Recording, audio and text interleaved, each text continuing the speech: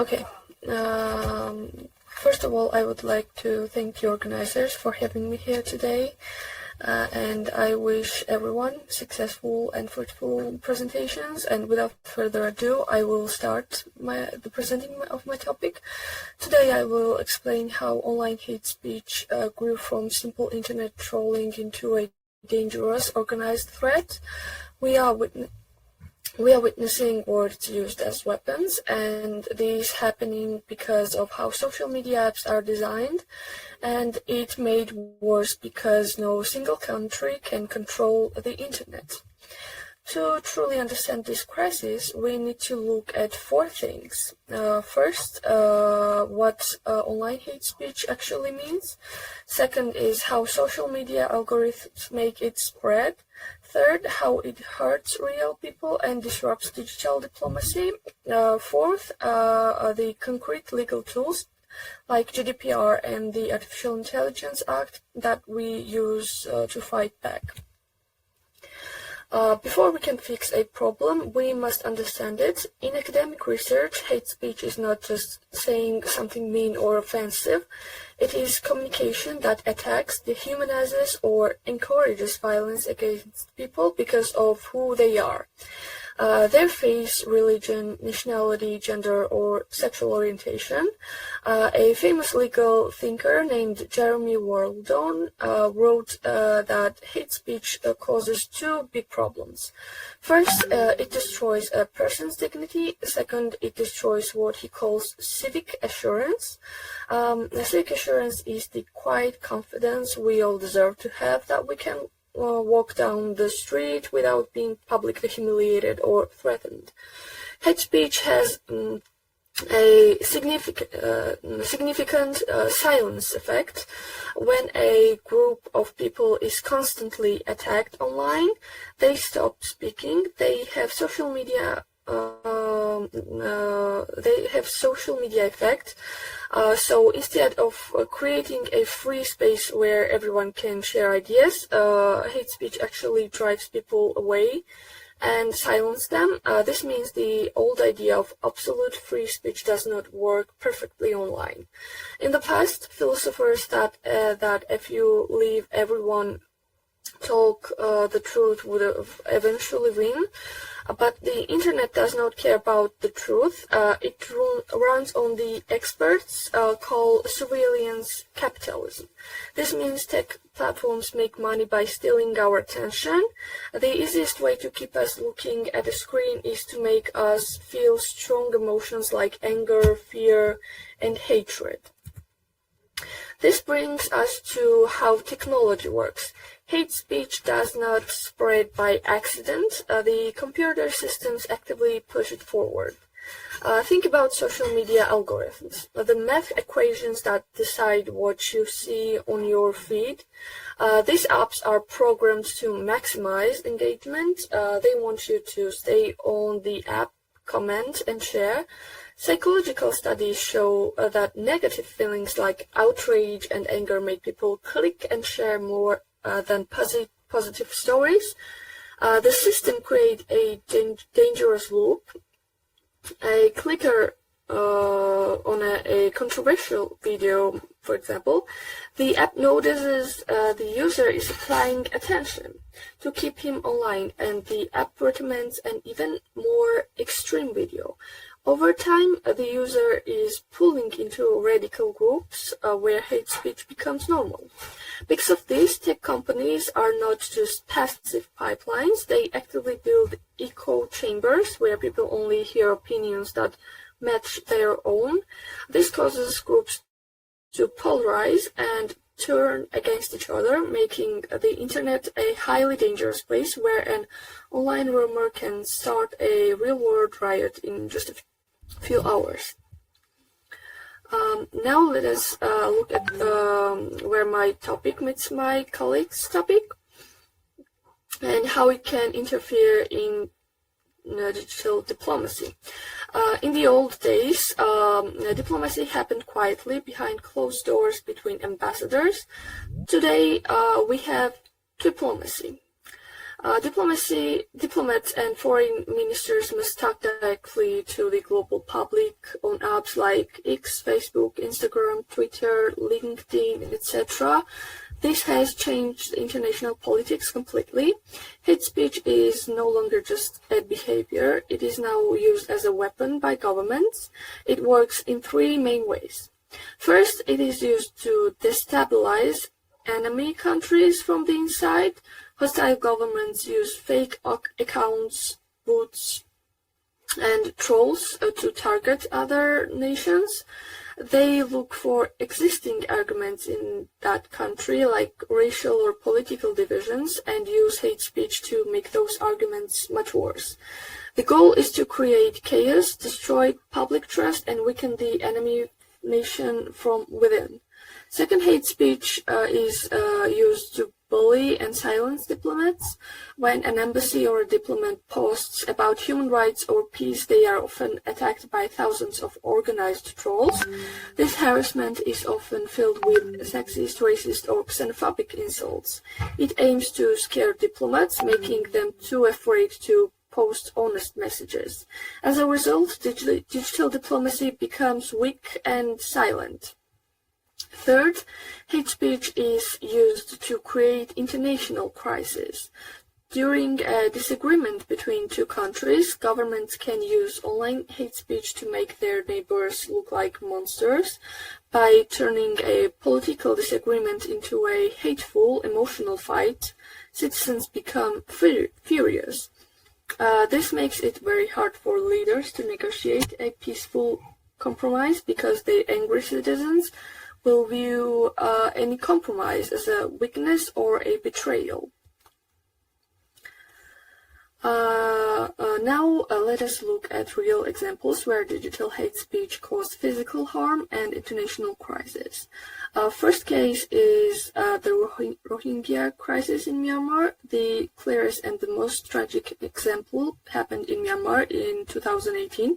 United Nations investigators stated that Facebook played a major role in the genocide against the Rohingya ethnic minority. Radical groups used Facebook to spread terrifying lies, calling the Rohingya invaders and animals because the tech platforms did not have enough staff who spoke the local language. These hateful posters spread unchecked, and this online hate led directly to real-world mass violence and ethnic cleansing.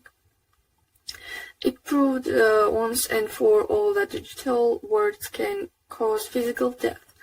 Another growing problem is the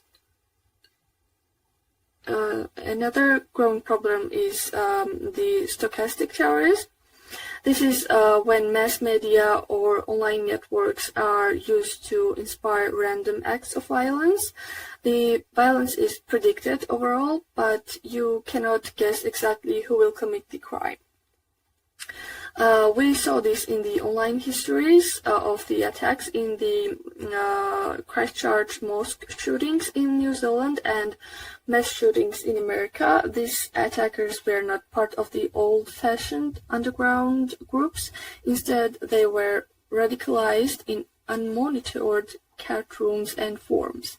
In these spaces, users use memes, dark jokes, and racist ideas to make hatred feel normal and fun. This gamification of hate turns real violence into an internet spectacle designed to go viral.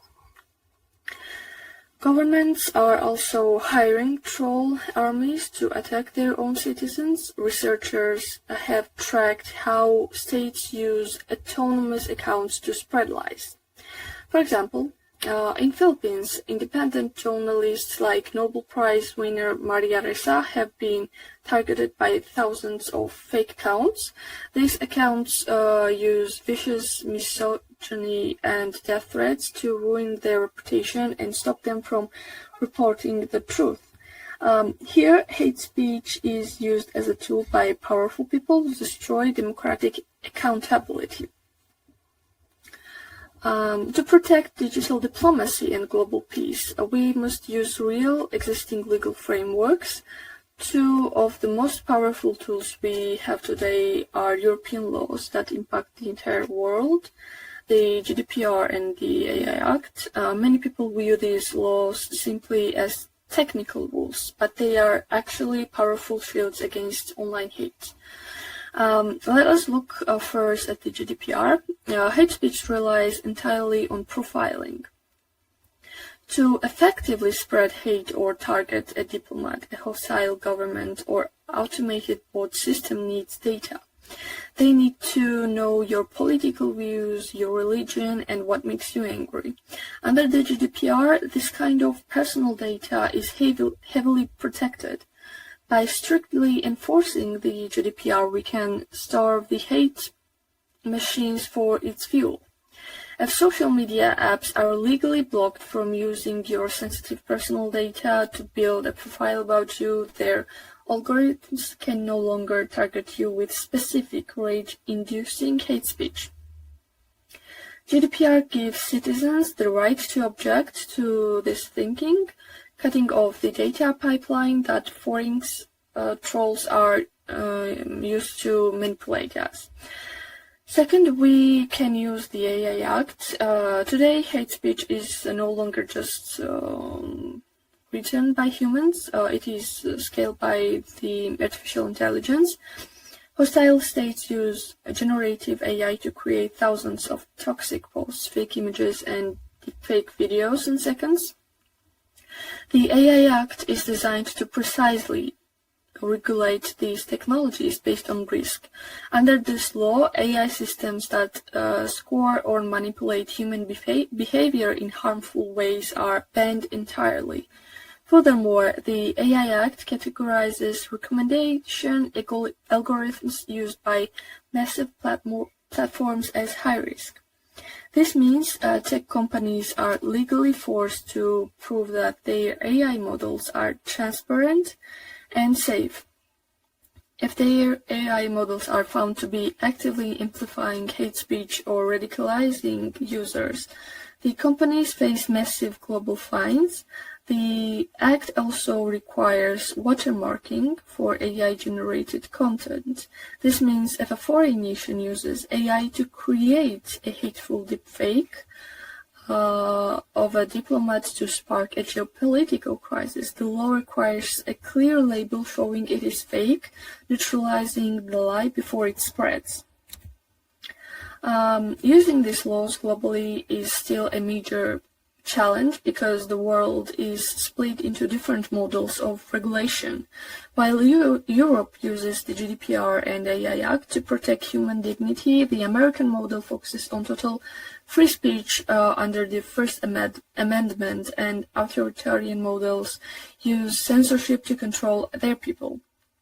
This creates a jurisdictional mess. A hate message can be written by a troll farm in any country, for example, from Russia, targeted at minorities in any country using an app owned by an American company. However, because the GDPR and AI Act apply to any company now doing business in Europe, they have a Brussels effect. This means American tech giants change their global system to comply with European laws. Therefore, digital diplomacy can use these new regulations as a blueprint to establish global standards, forcing tech companies to clean up cyberspace for everyone. To wrap these things up, what we have looked at today proves one vital thing: online hate speech isn't just a minor technical glitch, and it is not just a few isolated arguments between internet trolls. It is a systematic, structural threat that is baked right into the foundation of how our digital public squares are built. As we discussed, when you combine engagement-driven algorithms, corporate data exploitation, and deliberate foreign disinformation campaigns, you turn the internet into a frontline battlefield. And right now, the battlefield is actively undermining the peace and stability that global diplomacy tries to so hard to protect. If the internet community wants to build a secured cooperative digital world order, we simply cannot do it on an information ecosystem that splits society apart just to make a corporate profit. So where do we go from here? The path forward means moving past the old, outdated debates of absolute free speech versus total government censorship. We don't need to police every individual word. We need to hold the digital architecture itself accountable. By aggressively using real legal weapons like norms, GDPR, and AI Act, we finally have a concrete way to choke off data exploitation, to rein in these toxic autonomous systems. Ultimately, digital diplomacy can only survive if we preserve the internet as a safe, rational space for democratic debate. We have to stop just playing defense and reacting to the damage after it's already done. It is time to set up and build a global model of governance, ensuring that the digital architecture of tomorrow protects international stability and, above all, human dignity. And for today, I'm done, and thank you for your attention.